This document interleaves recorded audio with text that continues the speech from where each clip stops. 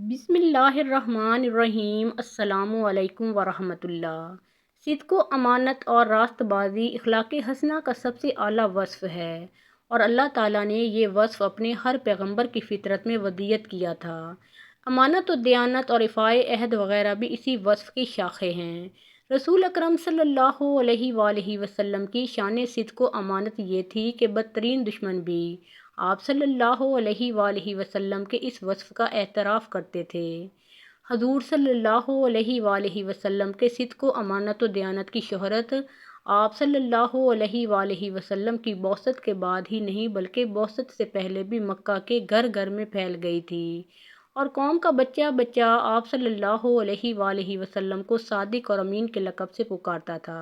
آپ صلی اللہ علیہ وآلہ وسلم کے اور دین حق کے دشمن کفار قریش نے آپ صلی اللہ علیہ وآلہ وسلم کو صابی یعنی بے دین، مجنون، شاعر، جادوگر اور کاہن تک کہا، لیکن ان میں سے کسی کو آپ صلی اللہ علیہ وآلہ وسلم پر جھوٹ کی تہمت لگانے کی جرأت نہیں ہوئی۔ بنو مخزوم کا سردار ابو جہل اسلام اور داعی اسلام صلی اللہ علیہ وآلہ وسلم کا بدترین دشمن تھا، لیکن اس کو بھی حضور صلی اللہ علیہ وآلہ وسلم کی راست گفتاری سے انکار کرنے کی ہمت کبھی نہ ہوئی۔ قاضی عیاض رحمۃ اللہ علیہ نے کتاب الشفاء میں حضرت علی رضی اللہ تعالی عنہ کا یہ بیان نقل کیا ہے کہ ایک مرتبہ ابو جہل نے حضور صلی اللہ علیہ وآلہ وسلم سے مخاطب ہو کر کہا، میں تمہیں جھوٹا نہیں کہتا، البتہ جو چیز تم لے کر آئے ہو میں اس کو صحیح نہیں مانتا۔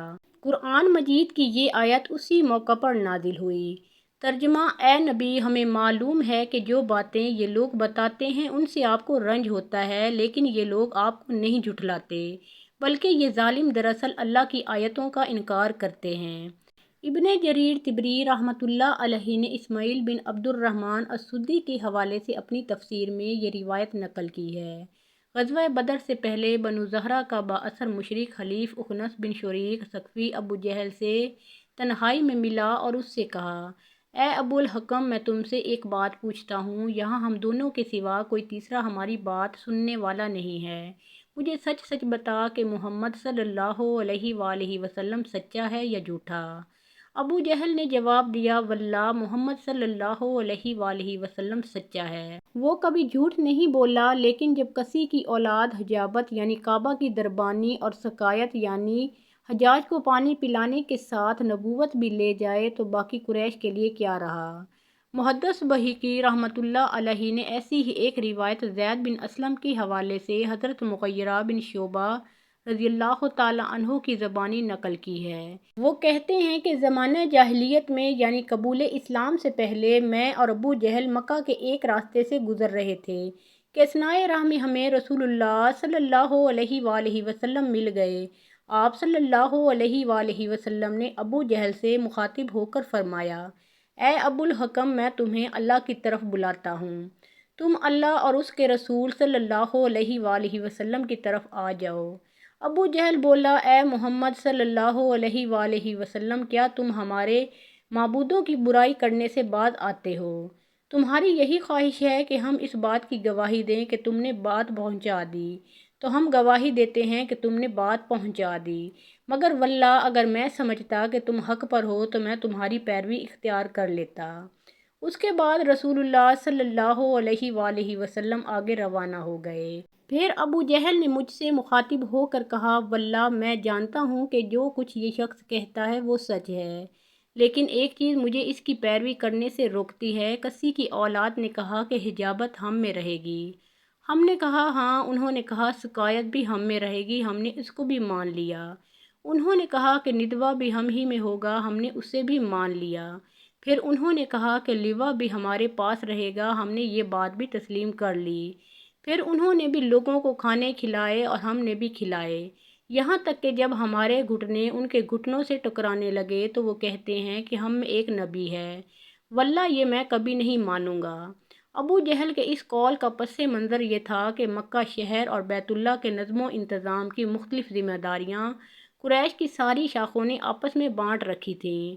ہر شاخ کے لیے یہ ذمہ داری، جسے منصب بھی کہا جا سکتا ہے، بڑے اعزاز کا باعث تھی۔ لوا یعنی نشان قومی کی علم برداری، حجابت یعنی بیت اللہ کی دربانی اور کلید برداری، سقایت یعنی حجاج کو پانی پلانے اور ندوہ یعنی دارالمشاورت کی ذمہ داری بالترتیب بنو عبد شمس، بنو عبد الدار اور بنو ہاشم کے سپرد تھی۔ قریش کی یہ تینوں شاخیں کسی کی نسل سے تھیں، جبکہ ابو جہل کا قبیلہ بنو مخزوم مرہ بن کعب کی نسل سے تھا۔ قریش کی شاخ بنو عبد الدار کا ایک رئیس نضر بن حارث بن کلدہ اسلام دشمنی میں ابو جہل سے بھی 2 قدم آگے تھا۔ ابن ہشام نے سیرت میں امام محمد بن اسحاق رحمۃ اللہ علیہ کی یہ روایت نقل کی ہے کہ ایک دن رؤسائے قریش کے ایک مجمع میں نضر بن حارث نے، جو قریش میں سب سے زیادہ جہان دیدہ تھا، یوں تقریر کی: اے قریش کے سرداروں، تم جس طرح محمد صلی اللہ علیہ وآلہ وسلم کا مقابلہ کر رہے ہو، اس سے کام نہ چلے گا۔ محمد صلی اللہ علیہ وآلہ وسلم تمہارے سامنے بچہ سے جوان ہوا، وہ تم میں سب سے زیادہ خوش خصال، صادق القول اور امین سمجھا جاتا تھا۔ اب جب اس کے بالوں میں سفیدی آ چلی ہے، اس نے وہ چیز جو وہ لایا ہے تمہارے سامنے پیش کی، تو تم کہتے ہو کہ وہ ساحر ہے، کاہن ہے، شاعر ہے، مجنون ہے۔ باخدا میں نے ساحروں، کاہنوں، شاعروں اور مجنونوں کو دیکھا ہے اور ان کی باتیں بھی سنی ہیں۔ محمد صلی اللہ علیہ وآلہ وسلم میں ان جیسی کوئی بات نہیں۔ اے سرداران قریش، تم پر جو مصیبت آئی ہے، اس کا مقابلہ کرنے کے لیے کوئی اور تدبیر سوچو۔ اب جو باتیں تم بنا رہے ہو، ان سے کچھ حاصل نہ ہوگا۔ اس کے بعد اس نے یہ تجویز پیش کی کہ فارس یعنی ایران سے رستم اور اسفندیار وغیرہ کے قصے لا کر لوگوں کو سنائے جائیں۔ یہ ان کو قرآن سے زیادہ عجیب معلوم ہوں گے اور وہ قرآن سننے کے بجائے ان قصوں میں دلچسپی لینے لگیں گے۔ سب نے اس کی یہ تجویز پسند کی اور نضر نے فارس سے یہ قصے لا کر داستان گوئی شروع کر دی۔ لیکن حق کے نور کے سامنے باطل کا چراغ کب تک جل سکتا ہے؟ ایک دن دشمنان حق کی یہ تدبیر بھی ناکام ہو گئی۔ حضرت عبداللہ بن عباس رضی اللہ تعالیٰ عنہ کا بیان ہے کہ نضر بن حارث نے دعوت حق کا مقابلہ کرنے کے لیے گانے والی لونڈیاں بھی خریدی تھیں۔ جب وہ کسی شخص کے بارے میں سنتا کہ وہ دعوت حق سے متاثر ہو رہا ہے، تو اپنی کوئی لونڈی اس کے پیچھے لگا دیتا، وہ اس کو خوب کھلاتی پلاتی اور گانا سناتی۔ یوں اس کو راہ حق سے برگشتہ کرنے میں کوئی کسر اٹھا نہ رکھتی، لیکن سعید روحوں پر ایسی کوئی تدبیر بھی اثر انداز نہ ہوتی۔ یہ نضر بن حارث غزوہ بدر میں مارا گیا۔ مشہور صحابی حضرت مسعور بن مخرمہ رضی اللہ تعالیٰ عنہ رشتے میں ابو جہل کے بھانجے ہوتے تھے۔ ایک دفعہ انہوں نے اپنے ماموں یعنی ابو جہل سے دریافت کیا: ماموں، کیا آپ لوگوں نے رسول اللہ صلی اللہ علیہ وآلہ وسلم کے دعوائے نبوت سے پہلے ان کو کبھی جھوٹ بولتے یا کوئی اور برا کام کرتے دیکھا تھا؟ تو ابو جہل بولا: خواہر زادے یعنی میری بہن کے بیٹے، واللہ ایسا کبھی نہیں ہوا۔ جس زمانے میں محمد صلی اللہ علیہ وآلہ وسلم جوان تھا، ہم سب اس کو صادق اور امین کہا کرتے تھے۔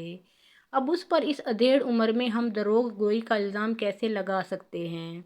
حضرت مسعود رضی اللہ تعالیٰ عنہ نے فرمایا: ماموں، اگر حقیقت یہ ہے تو پھر ان کی پیروی نہ کرنا سخت افسوسناک ہے۔ ابو جہل نے کہا: بھانجے، بات یہ ہے کہ بنو ہاشم ہمارے حریف ہیں، ان سے ہمارے خاندان بنو مخزوم کا سالہ سال سے شرف اور برتری میں مقابلہ ہوتا رہتا ہے۔ اگر انہوں نے حاجیوں کو کھانا کھلایا یا پانی پلایا تو ہم نے بھی حاجیوں کو کھلایا پلایا۔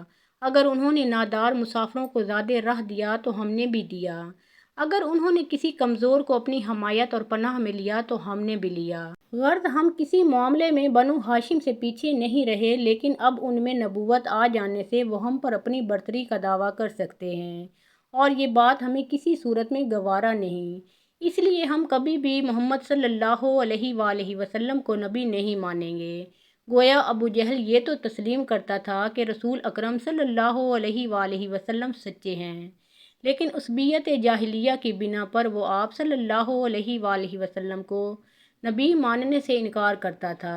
مکہ مکرمہ کے ارد گرد کئی چھوٹے چھوٹے قبائل آباد تھے، انہی میں سے ایک قبیلہ بنو اراش تھا۔ ایک شخص جو کہ بنو اراش قبیلے سے تعلق رکھتا تھا، اس کے پاس کوئی مستقل روزگار نہ تھا اور نہ ہی وہ اعلیٰ درجے کا کوئی تاجر تھا۔ تاہم اس دور میں کیونکہ تجارت کا پیشہ خاصا اہم ہوا کرتا تھا، اس لیے اس نے بھی ویسا ہی کیا۔ وہ اپنے پاس موجود رقم کے مطابق اپنے قبیلے سے مویشی خریدتا اور مکہ چونکہ بڑے بڑے سردار وہاں موجود تھے تو انہیں لا کر بیچ دیا کرتا تھا۔ یہ کام اس کا معمول بن چکا تھا۔ وہ اکثر جانور مکہ کے بازار میں لا کر بیچتا۔ کسی بدبخت نے اسے یہ بھی کہہ رکھا تھا کہ نعوذ باللہ یہاں پر ایک جادوگر رہتا ہے، بس تم اس کے بہکاموں سے بچ کر رہنا۔ اس نے نبوت کا دعویٰ کیا ہے۔ اب اس تاجر کے لیے یہ جگہ نہیں تھی، اس لیے اس نے اس بتانے والے شخص کا یقین کر لیا اور مزید کوئی سوال نہ کیا۔ ایک دن وہ تاجر اپنے ساتھ 2 بہترین اونٹ فروخت کے لیے لایا، لیکن اس کی بدقسمتی کہ اس دن اس سے وہ اونٹ ابو جہل نے خرید لیے، اور جب قیمت ادا کرنے کی باری آئی تو کہنے لگا کہ کل میرے گھر آ کر پیسے وصول کر لینا۔ تاجر نے کہا میں آپ کا گھر کہاں تلاش کروں گا؟ تو ابو جہل نے اسے اپنے گھر کا راستہ سمجھا دیا۔ خیر وہ بیچارہ مرتا کیا نہ کرتا۔ ابو جہل کی ظالمانہ سرداری کا کچھ علم تو تھا ہی، اس لیے اس نے زیادہ زور نہیں دیا اور اگلے روز قیمت لینے پر راضی ہو گیا۔ مکہ میں اس تاجر کا کوئی نہ تھا، نہ کوئی گھر نہ ٹھکانہ۔ رات اس نے گلیوں میں گزار دی۔ اگلی صبح وہ ابو جہل کے گھر پہنچا، دروازے پر دستک دی۔ ابو جہل باہر آیا، اسے دیکھ کر اس شخص نے اپنی قیمت کا تقاضا کیا تو ابو جہل کہنے لگا ابھی میرے پاس پیسے نہیں ہیں، تم کل آ جانا۔ وہ تاجر بہت مایوس ہو کر آ گیا۔ اگلے روز بھی ایسا ہی ہوا۔ خیر 3 دنوں تک ابو جہل کے دروازے پر جاتا رہا، لیکن ابو جہل نے اس کی قیمت ادا نہیں کی۔ اسی طرح 3 دن گزر گئے۔ چوتھے روز وہ ابو جہل کے دروازے پر گیا اور بات کو ذرا زور دے کر کہا، جناب میں 3 دن سے بھوکا ہوں اور گلیوں میں رات بسر کر رہا ہوں۔ میں یہاں پر بیگانہ ہوں، میرا یہاں اپنا کوئی نہیں ہے۔ میرے پاس واپسی کا ذریعہ بھی نہیں ہے، مہربانی فرمائیے اور میرے جانوروں کی قیمت دے دیں۔ ابو جہل جو تھا ہی بے ایمان، دل کی بات زبان پر لے آیا۔ کہنے لگا چل دفع ہو جا یہاں سے، میں تمہیں تمہارے پیسے نہیں دوں گا، جس سے ملے لے لینا۔ وہ تاجر تو جیسے حواس باختہ ہو گیا۔ 3 دن کے مسلسل انتظار اور بھوکے پیٹ کے ساتھ اس کی محنت کے پیسوں کی ادائیگی سے اس کو کوڑا جواب مل گیا۔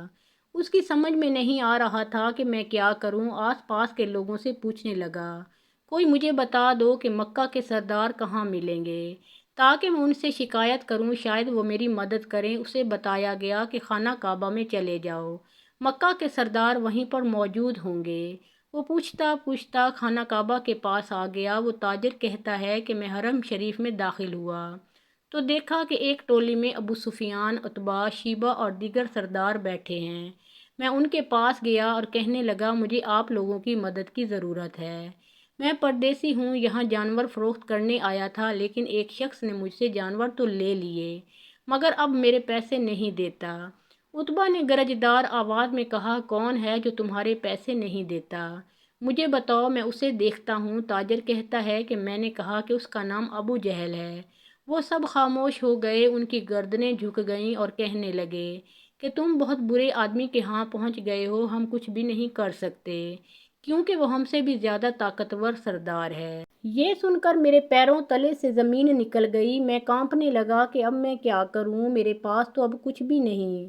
وہ تاجر کہتا ہے کہ عتبہ نے مذاق کیا اور کہا کہ وہ جو کعبہ کے ساتھ ٹیک لگائے بیٹھا ہے اس کے پاس جاؤ، وہ تیرا مسئلہ حل کروا سکتا ہے۔ لیکن یہ کہتے ہی وہ سب سرداران ہنسنے لگے۔